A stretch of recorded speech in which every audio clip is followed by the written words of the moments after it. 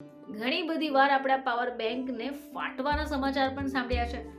તો હવે અહીંયા એ પ્રશ્ન ઊભો રહેશે કે આ પાવર બેંક શું જોખમી છે? નમસ્કાર દર્શક મિત્રો, ખબર.com પરથી હું દ્રષ્ટિ આપ સૌનું સ્વાગત કરું છું. મિત્રો, આજના સમયમાં ફોન વગર કોઈ રહી નહીં શકે. હવે ફોનને જો નિયમિતપણે યુઝ કરવો હોય તો એના માટે ફોનની બેટરી ફોનની બેટરી ખૂબ જરૂરી બની પડશે. હવે જો ફોન ઓફ થઈ જાય તો શું? આજકાલના લોકો પાવર બેંકનો ઉપયોગ કરતા થઈ ગયા છે. ઘણી બધી વાર આપણે આ પાવર બેંકને ફાટવાના સમાચાર પણ સાંભળ્યા છે.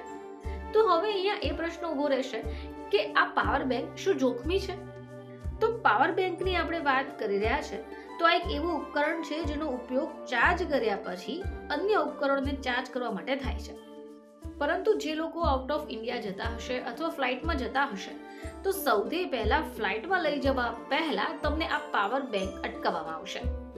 પરંતુ આપણે એવું વિચારતા જ નથી કે શા માટે. હકીકતમાં સોશિયલ મીડિયા પ્લેટફોર્મ પર કોઈકે પૂછ્યું કે એરોપ્લેનમાં પાવર બેંક લઈ જવાની કેમ મનાઈ છે. હવે આ જે પ્રશ્ન છે ખૂબ ઇન્ટરેસ્ટિંગ છે, કારણ કે આજકાલ તો લોકો જ્યાં પણ જાય ત્યારે પોતાની પાવર બેંક સાથે લઈને જ ફરતા હશે.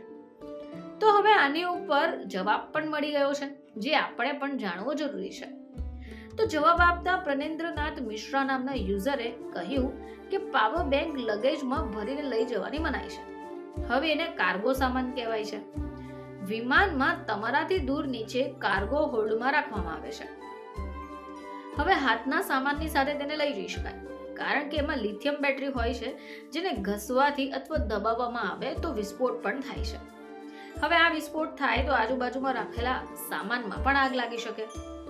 હવે આના ઉપર જોયશા નામના અન્ય એક યુઝરે એમ કહ્યું છે કે એરલાઇન્સ પાવર બેંકને કાર્ગો લગેજની સાથે લઈ જવાની મનાઈ આપે છે.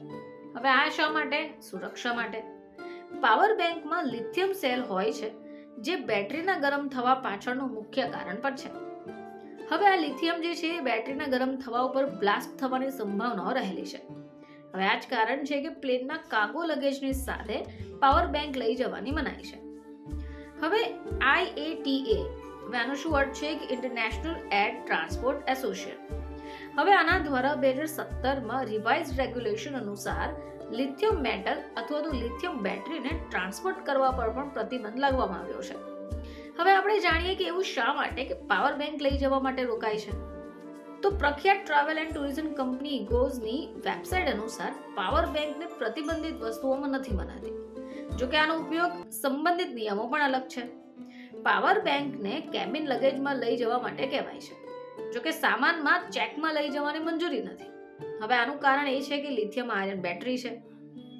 હવે ઇન્ટરનેશનલ એર ટ્રાન્સપોર્ટ એસોસિએશન અનુસાર આને ખતરનાક માનવામાં આવે છે, જેને કારણે એને સામાનની સાથે લઈ જવા મંજૂરી નથી, કારણ કે ઘર્ષણને કારણે આગનું કારણ પણ બની શકે.